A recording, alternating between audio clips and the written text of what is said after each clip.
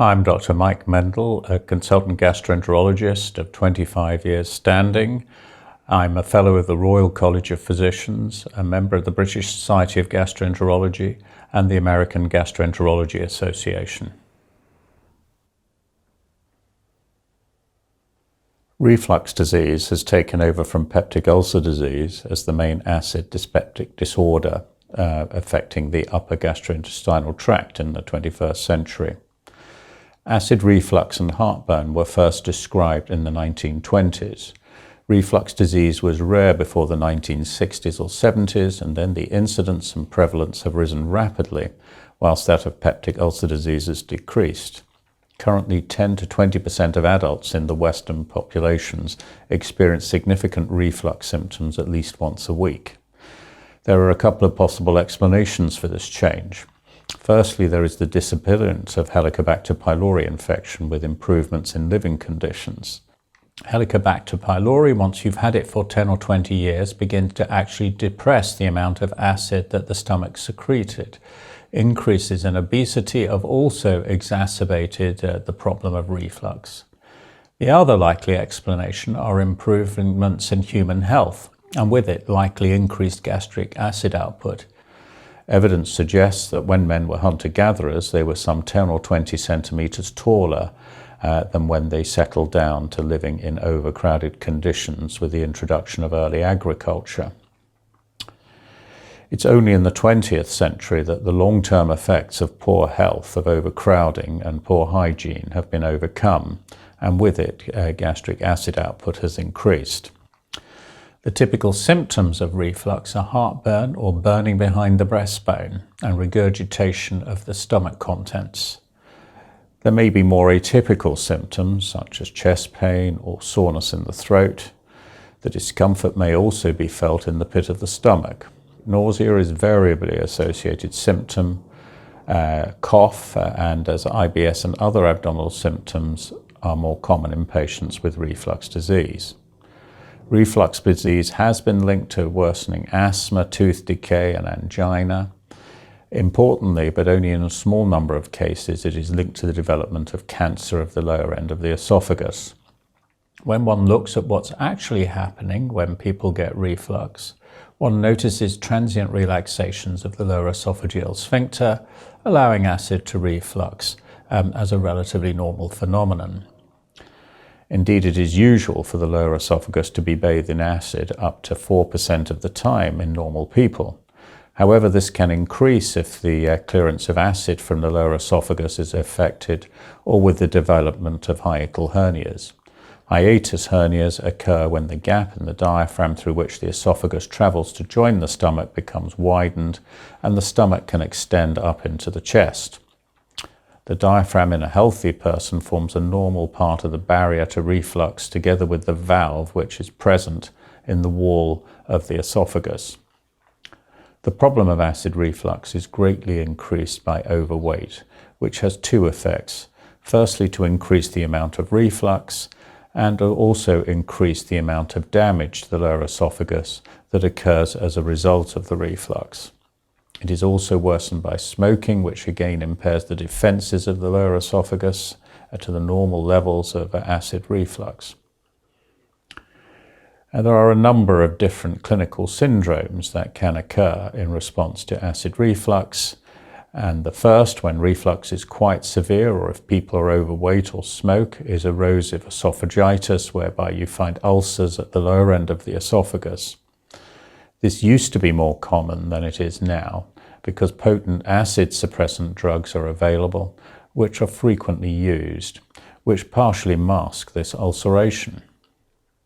The second clinical syndrome is non-erosive acid reflux, in which people have abnormal amounts of acid reflux, but there is no erosive damage to the lower esophagus. The third clinical syndrome is acid-sensitive esophagus, whereby people have oversensitive esophaguses, much in the way that the bowel is oversensitive in people with irritable bowel. These people experience heartburn and esophageal symptoms in response to the levels of acid reflux which normal people would experience but not notice. And finally, there is functional heartburn, in which symptoms of heartburn and other esophageal symptoms bear no relationship to acid reflux. Barrett's esophagus occurs when reflux has been severe for many years and is a precancerous condition. It is more common in people who are overweight or who smoke. The treatment with acid reflux is most commonly with drugs called proton pump inhibitors. There have been a number of concerns raised about the safety of these, which have all been ill-founded. The only problem with which they are definitely associated is an increased risk of developing gastroenteritis and very rarely kidney problems or problems with retaining magnesium in the body. Concerns of them causing osteoporosis or dementia or heart disease have all recently been dismissed in high-quality clinical studies. Other concerns about malabsorption of vitamins have also been dismissed, although using high-dose proton pump inhibitors in older patients in whom absorption is less reliable means that these are a potential concern at extreme age. These drugs typically have a duration of effect of 12 hours and are most effective if used twice daily, preferably at least half an hour before meals. They can cause a number of side effects such as headaches or wind and bloatedness in the stomach and also diarrhea. If for some reason these tablets can't be tolerated, then the old-fashioned histamine receptor antagonists such as ranitidine or cimetidine can be used at high doses. Typically 600 milligrams of ranitidine twice a day together with Gaviscon. Prokinetic agents can be used, but there have been concerns about the safety of these with respect to heart conduction abnormalities, but in low doses these are safe. Drugs such as domperidone or metoclopramide, such drugs Gaviscon, can be a useful addition, particularly with people who experience regurgitation after meals or at night. However, a small proportion of people will not get adequate benefit from this medication or be intolerant to it, and they are good candidates for surgery if it has been demonstrated there is severe reflux and that the problem is not functional heartburn. There is traditional surgery, which is to perform a keyhole operation which involves wrapping the upper end of the stomach around the lower end of the esophagus to create a valve, and this is a very effective operation.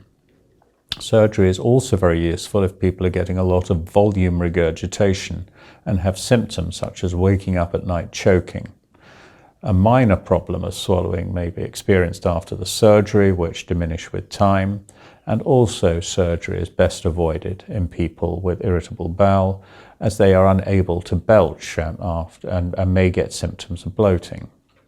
There are newer endoscopic techniques, but probably the best validated is the Stretter technique, which involves firing radio waves at the lower end of the esophagus to thicken up the muscle and create an artificial valve. However, this is not useful in people who have sizable hiatus hernias, which is a common finding in patients with reflux, and often patients with large hiatus hernias cannot have their symptoms adequately controlled by medication and do end up needing surgery. The most important dietary modifications that people can make to help with symptoms of acid reflux is to lose weight, and even a 5% weight loss can produce a great improvement in symptoms, particularly in younger subjects. The other thing that can be done is to avoid eating large meals late at night and to avoid large fatty meals to reduce alcohol consumption and also to stop smoking. Patients over the age of 40 with chronic reflux symptoms or with symptoms of pain when swallowing should undergo upper GI endoscopy to check that there is nothing serious going on, and most importantly to detect the presence of Barrett's esophagus, which is a precancerous change which occurs at the lower end of the esophagus. If this is going to develop, it generally does so by the age of 40. This has a rate of turning into cancer of about 0.3% per year, and this risk is reduced by the use of proton pump inhibitors. Younger patients whose symptoms are adequately controlled by proton pump inhibitors don't necessarily need upper GI endoscopy.